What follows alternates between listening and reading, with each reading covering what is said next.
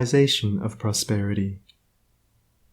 It is granted only to the heart that abounds with integrity, trust, generosity, and love to realize true prosperity. The heart that is not possessed of these qualities cannot know prosperity, for prosperity, like happiness, is not an outward possession, but an inward realization. The greedy man may become a millionaire, but he will always be wretched, and mean, and poor, and will even consider himself outwardly poor, so long as there is a man in the world who is richer than himself, whilst the upright, the open-handed and loving will realize a full and rich prosperity, even though their outward possessions may be small. He is poor who is dissatisfied, he is rich who is contented with what he has, and he is richer who is generous with what he has.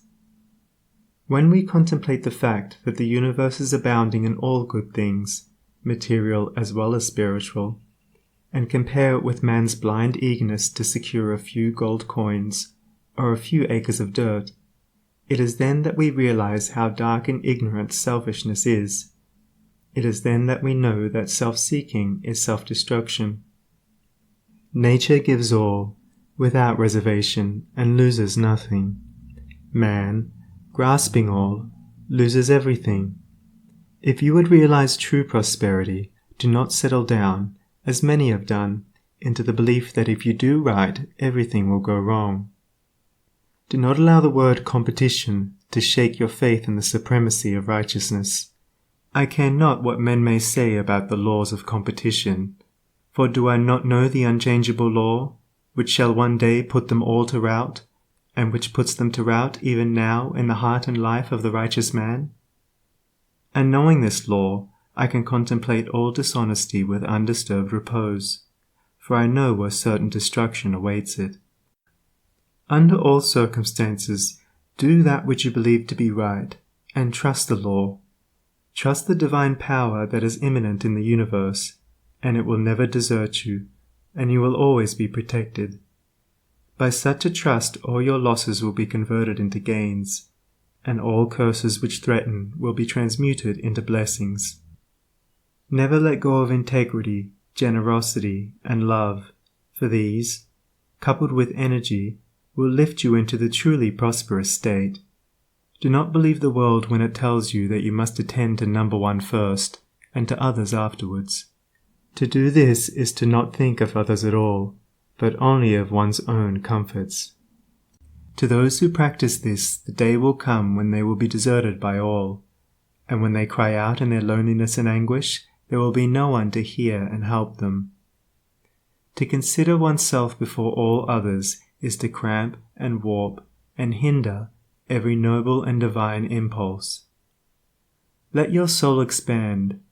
Let your heart reach out to others in loving and generous warmth, and great and lasting will be your joy, and all prosperity will come to you. Those who have wandered from the highway of righteousness guard themselves against competition. Those who always pursue the right need not to trouble about such defense. This is no empty statement. There are men today who, by the power of integrity and faith, have defied all competition, and who, without swerving in the least from their methods, when competed with, have risen steadily into prosperity, whilst those who tried to undermine them have fallen back defeated. To possess those inward qualities which constitute goodness is to be armored against all the powers of evil, and to be doubly protected in every time of trial. And to build oneself up in those qualities is to build up a success which cannot be shaken, and to enter into a prosperity which will endure forever. The white robe of the heart invisible is stained with sin and sorrow, grief and pain, and all repentant pools and springs of prayer shall not avail to wash it white again. While in the path of ignorance I walk, the stains of error will not cease to cling. Defilements mark the crooked path of self, where anguish lurks and disappointments sting. Knowledge and wisdom only can avail to purify and make my garments clean, for therein lie love's waters, therein rests peace undisturbed, eternal and serene. Sin and repentance is the path of pain. Knowledge and wisdom is the path of peace. By the near way of practice I will find where bliss begins, and how pains and sorrows cease. Self shall depart, and truth shall take its place.